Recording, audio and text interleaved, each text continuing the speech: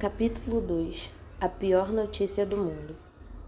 Pedro chegou à escola prêmio bem cedinho, repassando mentalmente tudo o que havia estudado para a prova. Entrou na sala ainda quase vazia e se sentou na carteira ao lado de Pipa. O amigo suava frio e tremia, lendo e relendo as anotações do caderno. Estou com muito medo, Pedro. Não fica assim, Pipa. Você vai se dar bem. Pipa sorriu de volta, mas era um sorriso de nervoso. Preciso tirar 8, senão meus pais me matam. Você estudou, não estudou? Então, fica calmo. A Joaquina não dá mole, Pedro.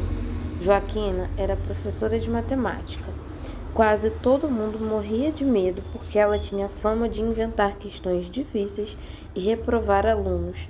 Para piorar, a Joaquina tinha a voz meio rouca, feito giz riscando o quadro, e uma verruga no nariz parecendo uma bruxa de contos de fadas. Lado a lado, Pedro e Pipa destoavam completamente. Pedro havia espichado bastante nos últimos meses e era um dos mais altos da turma. Pipa era baixinho, magricelo e avoado, e que havia lhe rendido o apelido que ele ostentava com tanto orgulho. Sou Pipa mesmo, vivo nas nuvens, ele costumava brincar. E todos caíam na gargalhada. Tenho o melhor grupo de amigos da escola, da cidade, do país, Pedro pensou, mas sua atenção foi logo sugada para a porta. Estela, a menina mais bonita e inteligente da turma, havia acabado de chegar. Ele sentia uma coisa esquisita quando estava perto dela. Um calor no peito, uma cosquinha nos braços, uma cãibra nas pernas. Perdia os pensamentos e as palavras. Havia algo de diferente com Estela.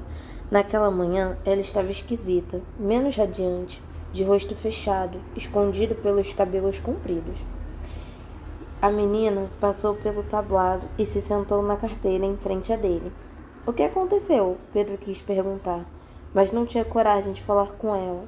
Com frequência, as coisas mais importantes eram as mais difíceis de serem ditas. Desde o início do ano, eles tinham trocado pouquíssimas palavras. Estela não dava bola para ele, só conversava com as amigas. Pedro arrumou um estojo sobre a carteira, esperando a hora da prova. Logo depois, as gêmeas Miloca e Ana Lu chegaram. As duas não podiam ser mais diferentes, quer dizer, fisicamente eram idênticas. O mesmo nariz largo, os mesmos olhos pequenos, os mesmos cachinhos escuros. Na personalidade é que tinham polos opostos. Miloca era intuitiva, atrapalhada, adorava deixar os cabelos bem bagunçados e se vestir sempre muito colorida, com brincos, pulseiras e meias de bolinhas. Ana Lu era racional e metódica e discreta. Usava presilhas e nunca pintava as unhas. Miloca arrebentava nas aulas de arte, português e história. Ana Lu era melhor em matemática, a matéria mais difícil. Ela nem precisava estudar tanto para se dar bem. Miloca sonhava em ser pintora, escultora ou cantora, enquanto Ana Lu fazia planos calculados para trabalhar com computação e ser astronauta na NASA. Quando o sinal tocou, Joaquina apareceu na porta. Cadê o Zero? Pipa perguntou.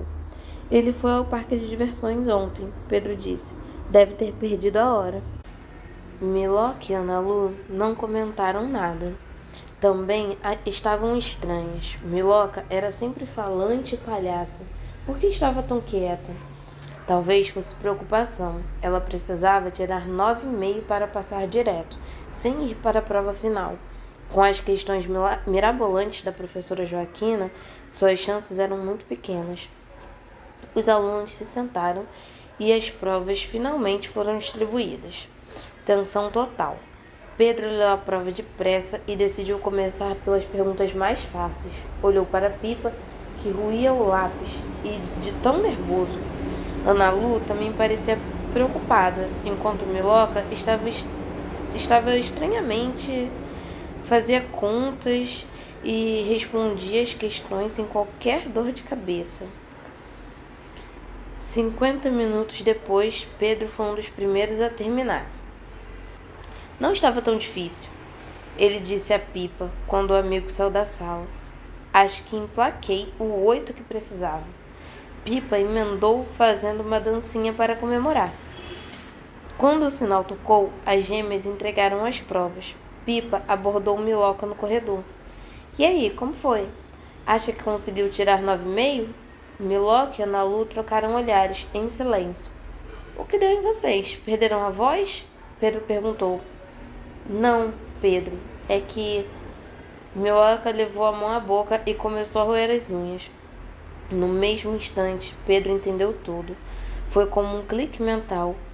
Vocês estão trocadas, ele disse. Quê? Como assim? Pipa ficou confuso. Ana Lu vestiu as pulseiras e as meias coloridas da Miloca e deixou os cabelos soltos. Miloca veio vestida de Ana Lu. As duas ficaram vermelhas de tão nervosas. A farsa tinha sido revelada. Meu Deus do céu! Pipa levou a mão à boca, encarando-as de perto. Uma é outra e a outra é uma. Será que isso é crime? Fala baixo. Pediu a falsa Miloca, a verdadeira Ana Lu. Por isso vocês estão falando pouco, para ninguém perceber. Eu só podia perder meio ponto, disse a falsa Ana Lu, verdadeira Miloca. E minha irmã é muito melhor em matemática que eu. A gente só fez uma inversão. Eu fiz a prova de português na semana passada no lugar dela. Não acredito. Como você percebeu, Pedro? Pipa perguntou. Elementar, meu caro Pipa. Elas trocaram de roupa e o jeito de arrumar o cabelo, mas esqueceram as unhas. Ana Lu nunca pinta as unhas. Miloca sempre pinta uma de cada cor. E foi um jogo dos 7 erros. Descobri tudo quando vi a falsa Ana Lu roendo as unhas coloridas. Do nada, Pipa começou a rir. As gêmeas logo se juntaram a ele.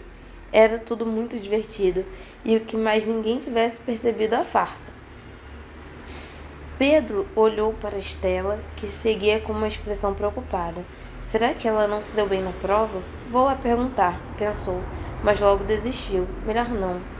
Antes que ele decidisse o que fazer, a diretora apareceu na porta da sala de aula.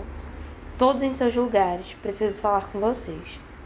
Dona Eulália era ruiva, alta, de cabelos curtos, óculos pendurados na ponta do nariz. Naquela manhã, tinha os ombros encolhidos e os olhos assustados. Aconteceu uma tragédia. Ela começou. Parecia que ia desmaiar a qualquer momento. Infelizmente, nosso querido aluno José Roberto, ele está morto. Pedro sentiu a cabeça girar, como se tivesse sido jogado em uma máquina de lavar na velocidade máxima. Pipa parecia congelado na carteira, com os braços caídos ao lado do corpo. No canto da sala, próximo aos janelões, as gêmeas começaram a chorar, abraçadas. As aulas estão suspensas. A diretora continuou. Fiquem em casa, evitem sair. O que aconteceu com ele? Alguém perguntou. Não sabemos ainda. José morreu dormindo. A diretora saiu amparada por 2 inspetores. O burburinho cresceu na sala. Enquanto os alunos recolhiam suas coisas e se preparavam para ir embora, Pedro e Pipa deram as mãos e foram até as gêmeas. Sem dizer nada, os 4 se abraçaram. Foi um abraço quente, cheio de amor. Vocês são as pessoas mais importantes da minha vida, Pedro pensou, e logo começou a chorar. Não era motivo de vergonha o menino chorar. Ele tinha recebido a pior notícia do mundo. Seu melhor amigo estava morto. Morto. No porão, Estela se aproximou de Pedro. No portão. Preciso falar com você. Comigo? Ela segurou seu braço e puxou para um canto. Posso confiar em você? Perguntou baixinho. O calor do toque dela deixou Pedro mudo. Era muita coisa para a cabeça dele ao mesmo tempo. Posso ou não? Ela insistiu, sacudindo Pedro. Pedro concordou. O José não morreu dormindo, ela disse. Ele foi assassinado. Mas a diretora falou que... Ela mentiu. Estela disse com tanta firmeza que só podia ser verdade. Ele foi enforcado ontem no parque de diversões. Como você sabe? Pedro perguntou. Minha mãe é a delegada responsável pelo caso. Escutei uma conversa no telefone hoje cedo. Ela está atrás do criminoso.